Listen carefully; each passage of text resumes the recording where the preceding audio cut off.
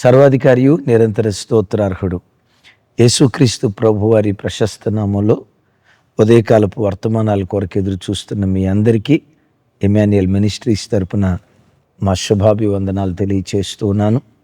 క్రీస్తునందు మాకు అత్యంత ప్రియమైన దైవజనాంగమ ఎలా ఉన్నారు?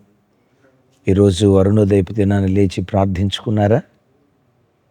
అవును, గడిచిన రాత్రి కుటుంబంలో కుటుంబ ప్రార్థన జరిగిందా? ఈ దినం కనీసం 2-3 అధ్యాయాలైన దేవుని వాక్యాన్ని ధ్యానించారా?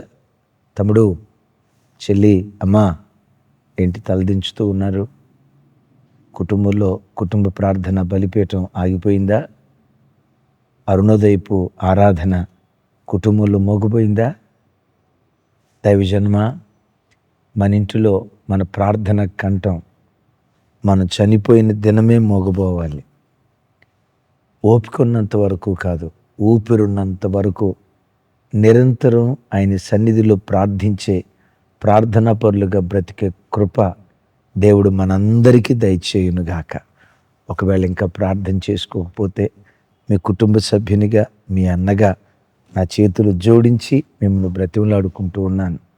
వాక్య ధ్యానాన్ని నిర్లక్ష్యం చేయకండి, ప్రార్థనను నిర్లక్ష్యం చేయకండి. వాక్యం, ప్రార్థన. పక్షి ఎగరటానికి 2 రెక్కలు ఎలా అవసరమో, ఆధ్యాత్మిక జీవితంలో ఉన్నత శిఖరాల మీదకు మనం చేరటానికి వాక్యము, ప్రార్థన, ఇవి ఆత్మీయ జీవితానికి 2 రెక్కలు. సుమి, నిర్లక్ష్యం చేయకండి. మంచిది. ఈరోజు ఓ ప్రాముఖ్యమైన విషయం. అపోస్తుడైన పౌలు వారి సువార్త దండయాత్ర మీద దరిదాపుగా 4 సంవత్సరాల క్రితం ఈ బైబిల్ స్టడీ ప్రారంభించాం. ఈ రోజుతో 95వ పాఠం, 95th లెసన్, 95వ పాఠం ఈ రోజుతో ముగించబోతున్నాం. తప్పకుండా వినండి. సాయంత్రం బైబిల్ స్టడీలో పాల్గొందండి, ఆశీర్వదించబడగలరని ప్రేమతో మీ అందరికీ మనవి చేస్తూ, ఈ దినం ఓ ప్రత్యేకమైన సందేశం. ఈ వర్తమానం వింటే, ఈ వర్తమానాన్ని సరిగ్గా అర్థం చేసుకుంటే జీవితంలో ఎన్నడూ పాపం చెయ్యం. పాపం చేయటానికి భయపడే ఓ దివ్యమైన వర్తమానం. రండి, దేవుని వాక్యాన్ని ధ్యానించుదాం. కీర్తనల గ్రంథం 101వ కీర్తన మొదటి చరణం మీతో పంచుకుంటాను. నేను కృపను గూర్చియు న్యాయమును గూర్చియు పాడేదను, యెహోవా నిన్ను కీర్తించెదను. విన్నారు కదా? నిన్నటి దినం భక్తుడైన దావీదు తన బ్రతుకులో ప్రాముఖ్యంగా 10 ఘోరమైన తప్పులు చేశారు. అయినా దేవుని సాత్వికం ఆయన గొప్పవాడిని చేసింది. ఆ వర్తమానం విని నాకు వ్యక్తిగతంగా కొంతమంది టెక్స్ట్ మెసేజ్ పెట్టారు. అన్నయ్య, దావీదును ఈ కోణంలో మేము ఎప్పుడూ చూడలేదు. దావీదు తప్పు చేశారు అన్న సంగతి తెలుసు, ప్రధానంగా బత్షెబ, ఊరియా ఇది అనుకున్నాం. కానీ దరిదాపుగా 10 విషయాలు మీరు మాకు బోధించారు. నిజంగా దేవుని సాత్వికం ఎంత గొప్పదో కదా, దావీదుకు దేవుడు ఎంత అవకాశం ఇచ్చాడో కదా అని ఒకంత దేవుని సాత్వికం పట్ల ఒక ఆరాధన భావం మా గుండెల్లో పుట్టింది. ఎంతోమంది బిడ్డలు 99% దాన్ని పాజిటివ్గానే తీసుకున్నారు. కొంతమంది, ఓహో, మరి ఇన్ని తప్పులు చేసినా అతడు క్షమించబడ్డాడు కదా, రోజుకొచ్చి 3 మార్లు ప్రార్థిస్తూ 7 మార్లు స్తుతించే దావీదే తప్పు చేశాడంటే నేను తప్పు చేయటం లేముంది.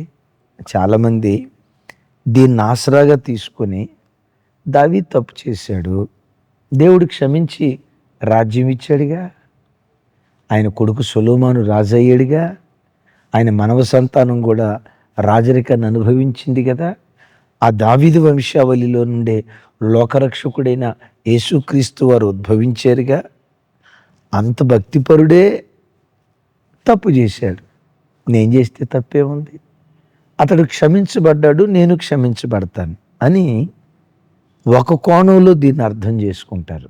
దైవజన్మ, ఆ తప్పు చేసిన దావీదు ఎంత శిక్షించబడ్డాడో మనకు అర్థం కావాలంటే ఇప్పుడు చదివిన కీర్తన ఉందే, కృపను గూర్చి, న్యాయము గూర్చి, నేను పాడేదను అంటాడు. కృప, న్యాయం, ఈ రెండు ఉత్తర దక్షిణ ధృవాలు. విన్నారా? లేకపోతే తూర్పు పడమరలు. తూర్పు పడమరలు ఎప్పుడూ కలవు కదా. కానీ తూర్పు పడమరలు ఎలా కలవో కృప, న్యాయం ఎప్పటికీ కలవదు వాస్తవంగా. ఎందుకు? కృప అంటది పాపిని క్షమించమని, న్యాయం అంటది అదే పాపిని శిక్షించమని. విన్నారా? కృప అంటది పాపిని క్షమించమని, న్యాయం అంటది ఆ పాపిని శిక్షించమని.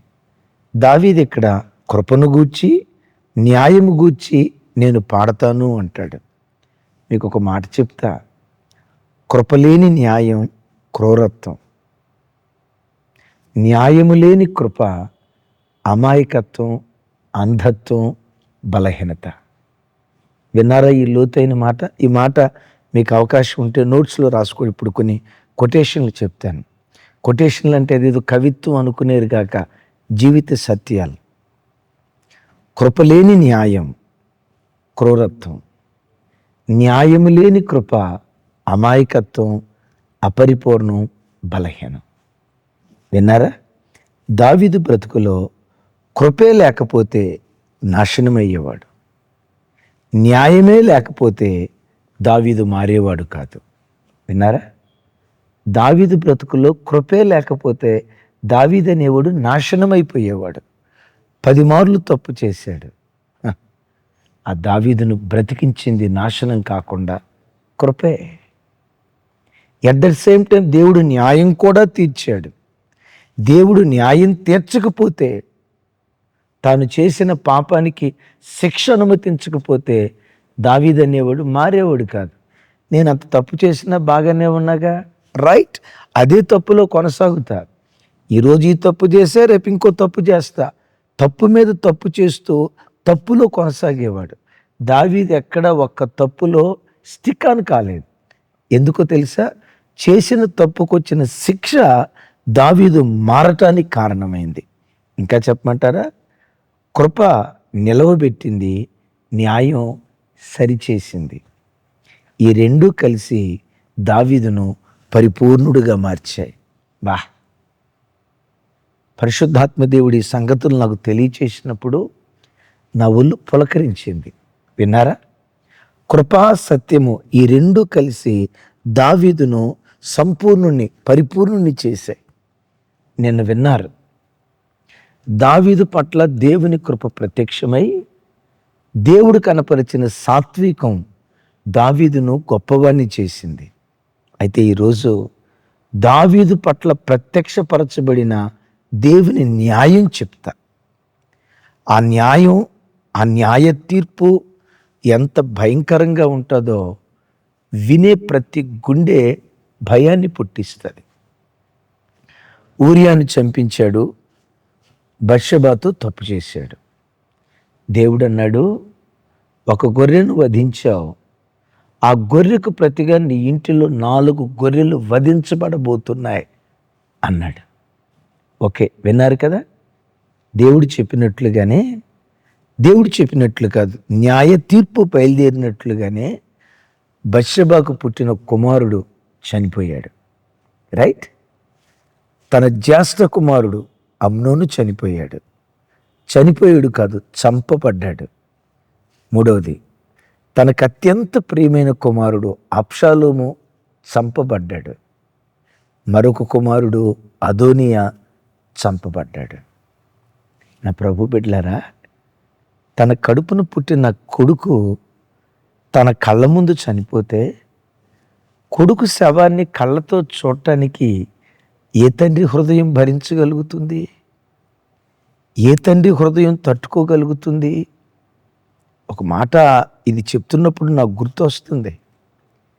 నేను ఎరిగిన ఒక సహోదరుడు, చాలా మంచి ఆయన. ఎందుకో కొన్ని పరిస్థితులను బట్టి కొడుకు చనిపోయాడు. జస్ట్ 21 సంవత్సరాలు. ఆ కొడుకు చనిపోయాట 2 సంవత్సరాలు దాటిపోయింది. ఓ రోజు నేను ఒక చోట ప్రార్థనకి వెళ్తే కలిశాడు. పిచ్చోడేడ్చినట్టు ఏడుస్తున్నాడు, పిచ్చోడేడ్చినట్లుగా. అంతమంది జనం ఉంటే ఆ దుఃఖాన్ని దిగమింగుకుంటూ కళ్ళల్లో నుంచి నీళ్లు పటపటపటమని కారుతా ఉన్నాయి. నన్ను పట్టుకొని అమాంతంగా కౌగిలించుకొని ఏడుస్తున్నాడు. ఏంటయ్యా? భార్య వచ్చి చెప్తుంది, కొడుకు చనిపోయి 2 సంవత్సరాలు అవుతుందయ్యా, ఇప్పటికీ మనిషి కాల. ఈయన ఎక్కడ పిచ్చోడైపోతాడో, ఈయన ఎక్కడ చేయి జారిపోతాడో. నేనంట, ఏ తండ్రి తన కడుపును పుట్టిన కొడుకు మరణాన్ని కళ్ళతో చూడాలనుకుంటాడు? చనిపోయిన కుమారుడి శవాన్ని ఏ తండ్రి కళ్ళతో చూడాలనుకుంటాడు? ఒకవేళ అలాంటి దుస్థితే ఒక తండ్రికి వచ్చేటట్టుంటే ఆ తండ్రి ఏం కోరుకుంటాడో తెలుసా? నా ఆయుష్ కూడా నా కొడుకు పోసి నన్ను చంపేయ్యా, నా కొడుకును బ్రతికించయ్యా అంటాడు. ఒకళ్ళు కాదు, ఇద్దరు కాదు, 4 మరణాలు. ఎందుకో తెలుసా? దేవుని న్యాయ తీర్పది. కృపే. కృప క్షమించి అవకాశం ఇచ్చింది. న్యాయం దావీదును శిక్షించి సరిచేసింది. ఎలాంటి శిక్ష? 4 పిల్లల మరణాన్ని కళ్ళతో చూశాడు దావీదు. తమ్ముడు, చెల్లి, ప్రతిరోజు ప్రభువుని అడుగు. దేవా, ఆస్తి ఇచ్చినా ఇవ్వకపోయినా ఇస్తాడు. ఉద్యోగ వ్యాపారాలు ఇచ్చినా ఇవ్వకపోయినా ఇస్తాడు. ఆ దేవుడు మనకివ్వకపోతే ఇంకెవరికి ఇస్తాడు? అయితే అవి ఇచ్చినా ఇవ్వకపోయినా పరిశుద్ధత నాకు ఇవ్వయ్యా, ఏ పాపంలో పడిపోకుండా నా బ్రతుకును కాపాడయ్యా. ప్రతి దినం దేవుని సన్నిధిలో గోజాడుతో ప్రతి కుటుంబం అడగాలి. అయిపోయిందా మొదటిది? రెండవది, తామారు చెరపబడింది. అబ్షాలోము అమ్నోనును నరహత్య చేశాడు. విన్నారా? అమ్నోను మీదేమో వ్యభిచారపు ఆత్మ, అబ్షాలో మీదేమో నరహత్య జరిగించే ఆత్మ. ఈ 2 ఆత్మలు వాళ్ళ మీదకి ఎందుకు వచ్చాయో చెప్పమంటారా? దావీదు మీద ఉన్న ఆత్మ దావీదు పిల్లల మీదకి వెళ్ళింది. తల్లి, నా వైపు చూడరా. తమ్ముడా, నా వైపు చూడు. తండ్రిగా నీ మీద ప్రార్థనాత్మ ఉంటే నీ మీద ఉన్న ప్రార్థనాత్మ నీ పిల్లల్ని ఆవరిస్తుంది. ఒక తండ్రిగా నీ మీద పవిత్రమైన ఆత్మ ఉంటే అదే పరిశుద్ధమైన ఆత్మ నీ పిల్లల మీద కుమ్మరించబడుతుంది. తండ్రిగా నువ్వు తాగుబోతూ అయితే, తండ్రిగా నువ్వు తిరుగుబోతూ అయితే, తల్లిగా సంస్కారం ఎరగని దానివైతే, ప్రార్థనలేమితో బ్రతికేదానివైతే, తమ్ముడా, నీ తాగుబోతు దురాత్మ నీ పిల్లల మీద దిగే ప్రమాదం ఉంది. జాగ్రత్త. ఎంత భయంకరమో తెలుసా? దావీదు ఎవరో ఊరియా భార్యని చెరిపాడు, కానీ తన కొడుకు అమ్నోను తన సొంత చెల్లెల్ని, తన తండ్రి కుమార్తెను చెరిపాడు. తామారు జుట్టు విరబోసుకొని ఏడ్చుకుంటూ తండ్రి దగ్గరకు వచ్చింది. అమ్మా, ఏమైందిరా? ఏం జరిగింది? చెప్పింది వివరాలు. ఎవడమ్మా నిన్ను చెరిపినవాడు? నిన్ను చెరిపినవాడు ఎవడు? అప్పుడు తామారు చెప్పింది, ఇంకెవరు?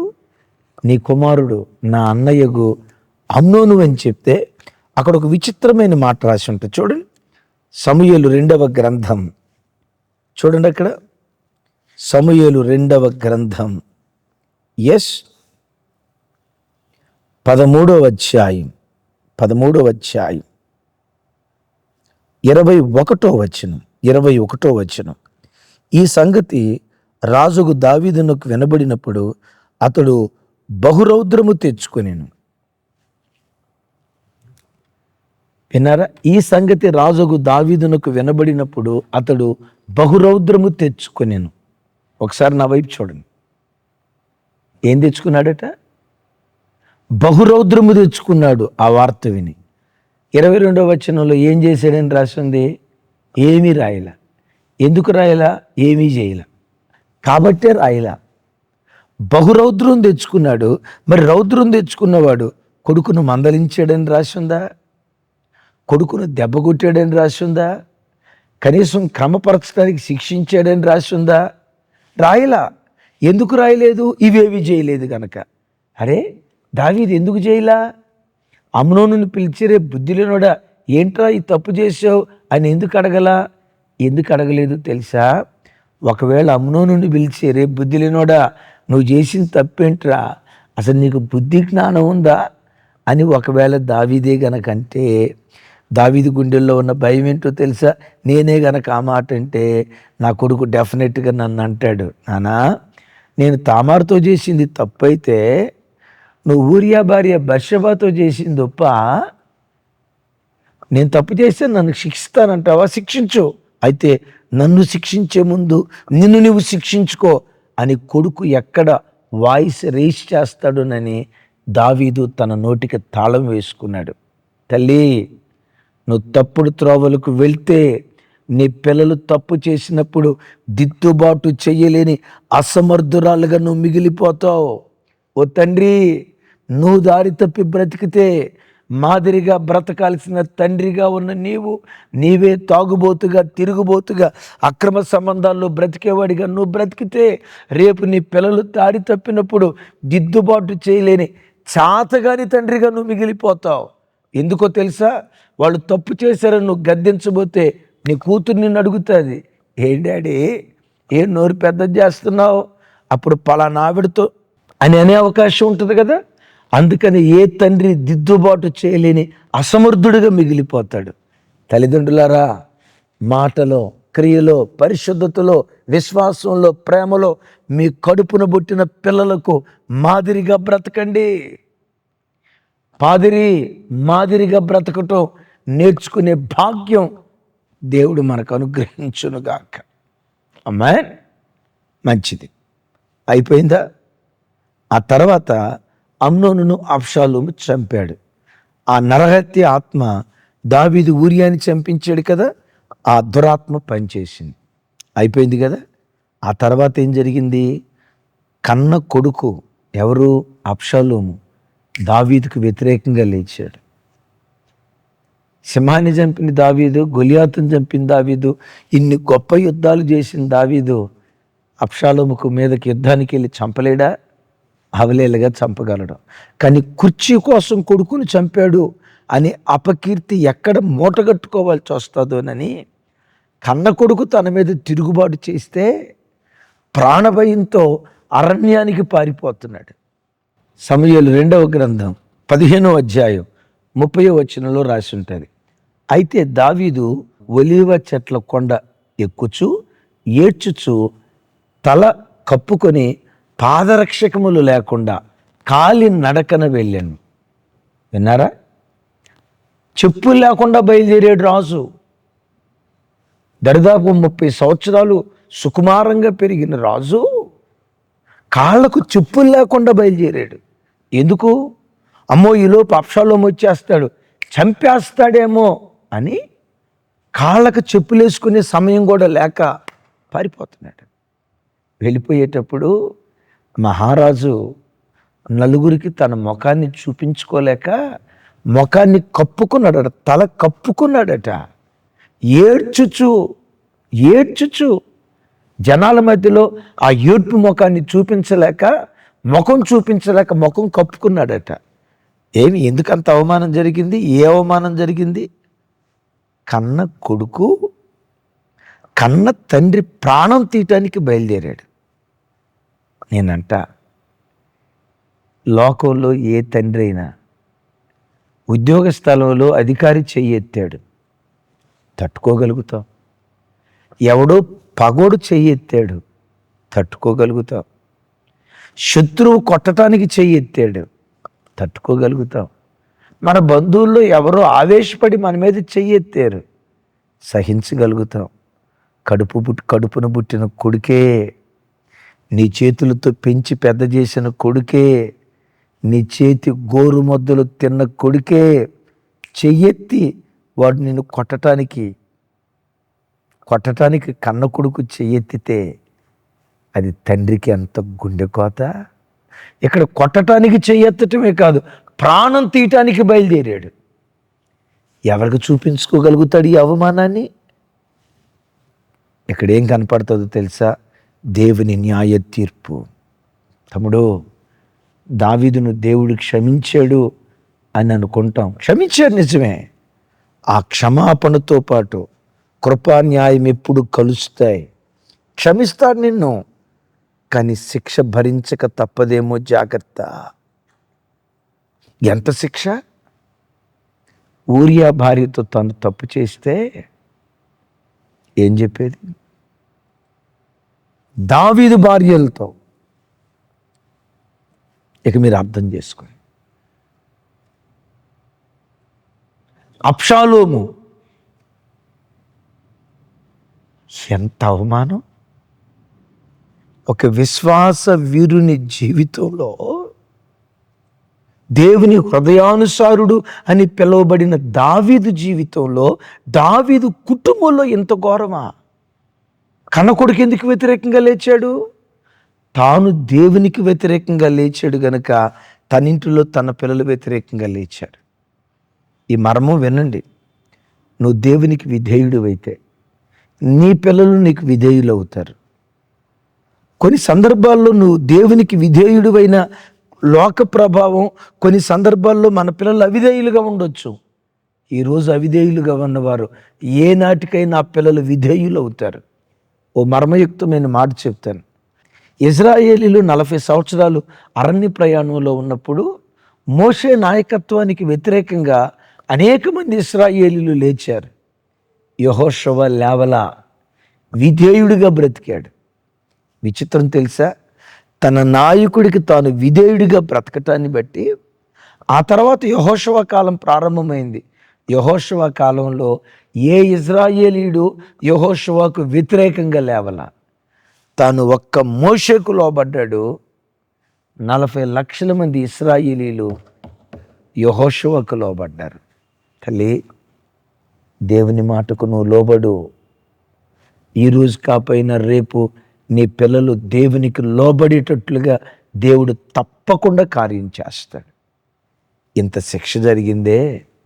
అయితే దైవజన్మ, ఈ దేవుడు శిక్షించే దేవుడేనా? న్యాయం న్యాయం న్యాయం న్యాయం అని ఇక న్యాయాన్ని పట్టుకొని పోలీస్ లాఠీతో తిరుగుతూ శిక్షించటమేనా దేవుని పని? దానికి మించి నువ్వు మట్టిగట్టమని ఎరిగి నువ్వు పశ్చాత్తాపడితే నీకు కృప ఇవ్వటానికి దేవుడు సిద్ధంగా ఉంటాడు. మరొక్కసారి ప్రారంభంలో నేను చెప్పిన మాటలు గుర్తుకు తెస్తా. కృప క్షమిస్తుంది, న్యాయం పాపిని శిక్షిస్తుంది. విన్నారా? కృపలేని న్యాయం క్రూరత్వం, న్యాయము లేని కృప అమాయకత్వం, అంధత్వం. కృపే లేకపోతే దావీదు అనేవాడు నాశనం అయిపోయేవాడు. దావీదు నాశనం అయ్యాడా?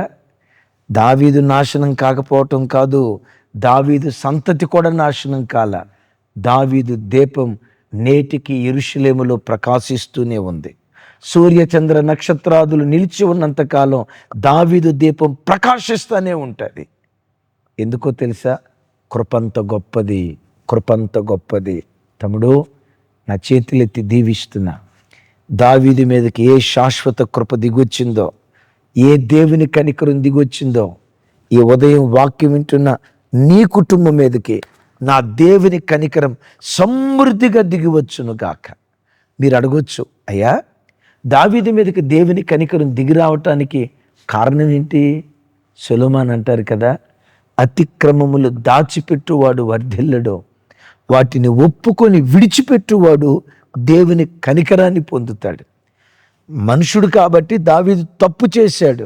దేవుడిది తప్పు అని తెలిసిన తర్వాత, దేవుడిది తప్పు అని తనకు తెలియచేసిన తర్వాత ఒప్పుకొని విడిచిపెట్టాడు. కనుకే దావీదు మీదకి దేవుని కనికరం దిగొచ్చింది. చెల్లి, నా వైపు చూడరా? తమ్ముడా, నా వైపు చూడయ్యా. నా చేతులెత్తి దండం పెట్టి చెప్తున్నా, ఏ పాపంలో ఉన్నావో, దేవునికి ఆయాసకరమైన ఏ చీకటి జీవితంలో ఉన్నావో, అది చిన్న పాపమైనా పెద్దదైనా ఈరోజే ఒప్పుకొని విడిచిపెట్టు. దావీదు మీదకి దిగొచ్చిన శాశ్వత కృప నీ మీద, నీ పిల్లల మీద నా దేవుడు కుమ్మరింప చెయ్యునుగాక. చిన్న ప్రార్థన చేస్తాను, ఏకీభవిస్తారా? దావీదు మీదకి దిగొచ్చిన ఆ శాశ్వత కృప నా మీద, నా పిల్లల మీద కుమ్మరించబడాలి. ఆశపడిన వాళ్ళు ప్రార్థనలో ఏకీభవించండి. తండ్రి, మాతో మీరు మాట్లాడిన శ్రేష్టమైన మాటలకై స్తోత్రాలు. దావీదు మీదకి ఏ శాశ్వత కృప కుమ్మరించారో ఈ వాక్యం వింటున్న ప్రతి బిడ్డ మీద మీ శాశ్వత కృప కుమ్మరించుదురుగాక. వారి పిల్లల పిల్లలు, వారి దీపం నిత్యము వెలుగుతూ ఉండునుగాక. 10వ తరగతి ఎగ్జామ్స్ రాస్తున్న పిల్లల కొరకు ప్రార్థిస్తున్నాను. గొప్ప విజయాన్ని బిడ్డలకు దయచేయి. వారి రాస్తున్న ప్రతి ఎగ్జామ్లో అఖండమైన విజయాన్ని దయచేయి. వారి స్కూల్ టాపర్స్ కావాలి, మండల టాపర్స్ కావాలి, డిస్ట్రిక్ట్ టాపర్స్ కావాలి, స్టేట్ టాపర్స్ కావాలి. మా పిల్లలు గొప్పోళ్ళని చాటి చెప్పుకోవటానికి కాదు, మా ఆరాధ్య దైవం ప్రభు అయిన యేసుక్రీస్తు వారు ఆయన ఎంత గొప్పవారో మీ గొప్పతనాన్ని లోకానికి తెలియచేయటానికి మా పిల్లలను ర్యాంకర్స్గా మీరు నిలుపుదురుగాక. యేసు నామం పేరిట ప్రార్థించి స్తుతించి పొంది ఉన్నాం తండ్రి. తండ్రి అయిన దేవుని ప్రేమ, కుమారుడైన యేసుక్రీస్తు వారి దివ్యకృప, పరిశుద్ధాత్మ దేవుని సహవాసం మనకు సకల పరిశుద్ధులకు సదా తోడయుండి నడిపించునుగాక. ఆమేన్, ఆమేన్, ఆమేన్. Thank you. కృపా సమాధానాలు మనందరికీ తోడయుండునుగాక.